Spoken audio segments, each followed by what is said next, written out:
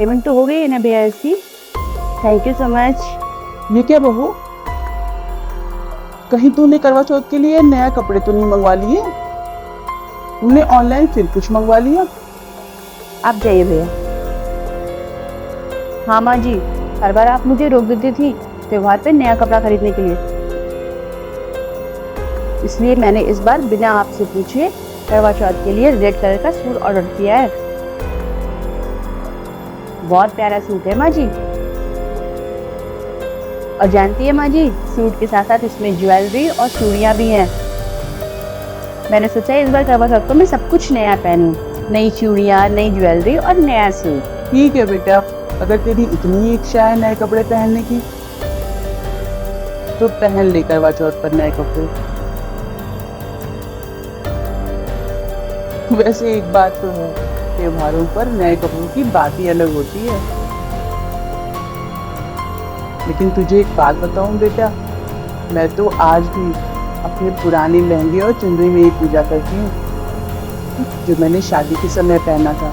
माँ जी, मेरी समझ में एक बात नहीं आती कि इतने साल पुराने कपड़ों में आप क्यों करती हैं अपनी पूजा। अरे नए कपड़े खरीद लीजिए ना, इतनी भी बचत करके क्या करेंगी आप। माँ जी, मेरी बात मानिए तो अपने पुराने कपड़ों को हटा दीजिए और इस बार नए कपड़ों में अपनी पूजा करिए। कपड़ों की भी अपनी एक लाइफ होती है माँ जी। नए कपड़ों में पूजा करना कितना अच्छा लगता है माँ जी। इतना भी क्या सहेज के रखना पुराने कपड़ों को।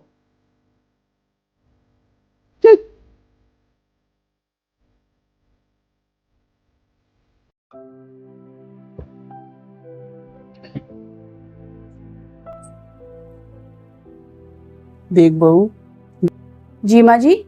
मेरा लहंगा ना सुंदर बॉर्डर है इसका बेटा। अभी भी शादी के इतने दिनों बाद भी इसकी चमक खराब नहीं हुई। जानती है बेटा, मैं शादी के इतने दिनों के बाद भी इसी लहंगे में अपनी करवा चौथ की पूजा क्यों करती हूँ? क्योंकि बेटा भले ही उस समय मेरे पास पैसे नहीं हुआ करते थे,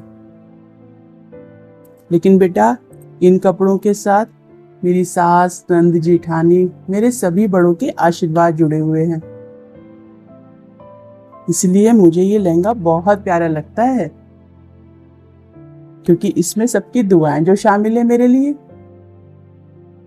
ये लहंगा पुराना जरूर है बहू, लेकिन इस लहंगे के साथ मेरी बहुत सारी यादें भी जुड़ी हुई हैं।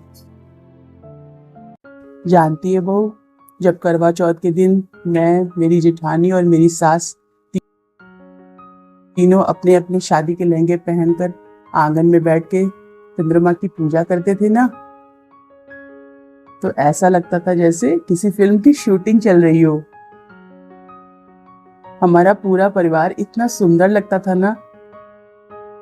एक साथ पूजा करना, एक साथ खाना खाना, एक साथ फोटोज क्लिक करना, हंसी मजाक, सब बहुत अच्छा लगता था बेटा।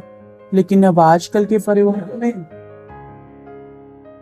ना तो भाइयों में वो एकता रह गई है और ना ही देवरानी जेठानी में। सास बेचारी करे भी तो क्या, वो तो चाहती ही है कि हमारा परिवार एक होकर के रहे। लेकिन आज के बच्चे परिवारों का मोल समझते ही कहाँ है बेटा, सबको बस अपना अपना परिवार दिखता है। बेटा हर साल हम नए कपड़े खरीदकर अपनी कोई भी पूजा करते हैं ना, तो नए कपड़े अच्छे तो लगते हैं बेटा, लेकिन पुराने कपड़ों में जो रिश्तों की मिठास, प्यार और अपनापन होता था ना, वो मिसिंग होता है आज के नए कपड़ों में। माँ जी, आप बिल्कुल सही कह रही हैं। पहले के कपड़ों की सिलाई की तरह परिवारों की एकता भी एकदम पक्की रहती थी। शादी के समय नई बहू को दिए गए हर कपड़े में परिवार के बड़े बुजुर्गों का आशीर्वाद जुड़ा रहता था। शायद इसीलिए माँ जी, आपका ये लहंगा शादी के इतने दिनों के बाद भी इतना सुंदर लग रहा है। मेरे नए सूट से भी कहीं ज्यादा सुंदर लग रहा है माँ जी। आप बिल्कुल सही कह रही है माँ जी। करवा चौथ का व्रत सिर्फ अपने पति की लंबी उम्र के लिए नहीं होता, बल्कि उन सभी रिश्तों से भी जुड़ा होता है जो हमें प्यार, अपनापन और आशीर्वाद देते हैं। माँ जी, आपसे एक बात कहूँ, क्या इस करवा चौथ पर आप मुझे अपना ये लहंगा दे देंगी? मैं आपके लहंगे में ही अपनी करवा चौथ की पूजा करना चाहती हूँ। आप कोई दूसरी साड़ी पहन लीजिएगा, प्लीज माँ जी, मना मत करिएगा। तू मेरा लहंगा पहन के पूजा करेगी बहू? मगर क्यों? वो इसलिए माँ जी, ताकि मुझे भी अपने बड़े बुजुर्गों का आशीर्वाद मिल सके। तूने तो ऑनलाइन अपना नया सूट मंगवाया है ना, फिर मेरा पुराना लहंगा क्यों? नहीं माँ जी, मैं आपका ही लहंगा पहनूंगी। आज पूजा में तो मैं आपका ही लहंगा पहनूंगी,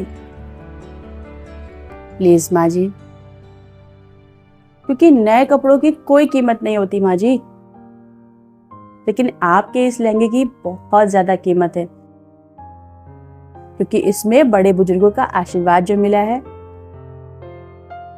दीजिए ना माँ जी।